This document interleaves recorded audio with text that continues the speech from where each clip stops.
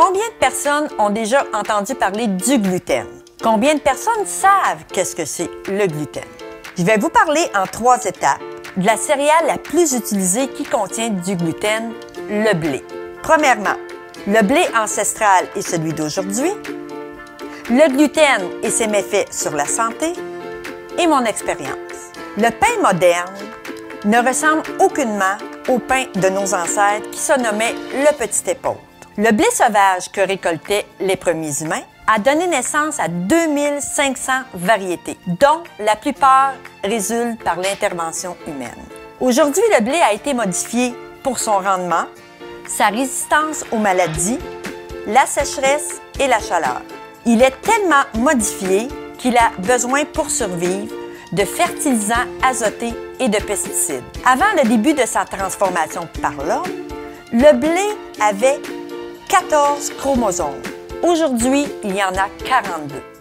C'est un bon grain, mais qui a mal tourné. De nos jours, il y a de plus en plus de personnes qui sont intolérantes au blé. Plus spécifiquement au gluten, qui est une protéine du blé. Le gluten ressemble étrangement à de la gomme. Et c'est cette gomme qui obstrue les parois de l'intestin, qui empêche les nutriments de passer et cela crée de l'inflammation. L'intolérance au gluten se nomme la maladie cœliaque qui est de plus en plus répandue. Aujourd'hui, les industries mettent du gluten presque partout.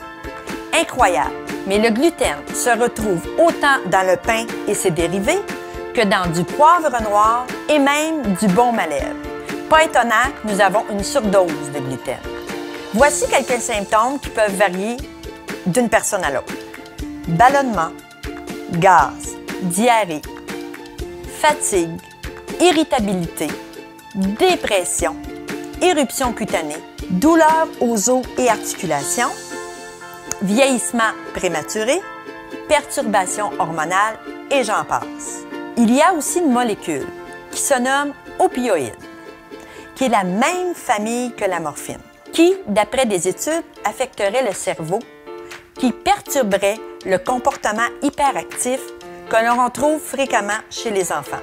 En plus, le blé a un taux de glycémie très élevé, ce qui augmente notre appétit et notre poids. Le docteur William Davis, cardiologue, nomme les bedaines bien enrobées les bedaines de blé. Mon expérience. Je ne crois pas avoir la maladie cœliaque. Par contre, je sais très bien que si j'en consomme trop, je deviens intolérante. J'ai été 2 ans sans presque jamais consommer de gluten.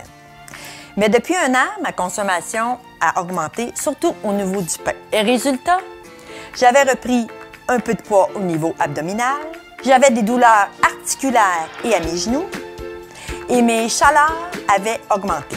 Depuis quelque temps, j'ai complètement arrêté le gluten le temps d'une cure, et incroyable, tout est redevenu à la normale. S'il y en a parmi vous qui ont les symptômes ou veulent améliorer leur santé ou bien perdre du poids facilement, je vous suggère l'expérience quelques semaines. Pour ceux qui veulent diminuer leur consommation, c'est facile. Achetez de moins en moins de produits industrialisés. Je vous suggère 3 livres très intéressants. Le premier du Dr William Davis, cardiologue, « Pourquoi le blé nuit à votre santé ». Le deuxième de Jacqueline Lagacé, « Comment j'ai vaincu la douleur ». Et le troisième de Michel Tilmun, « Sans gluten, ma nouvelle vie ».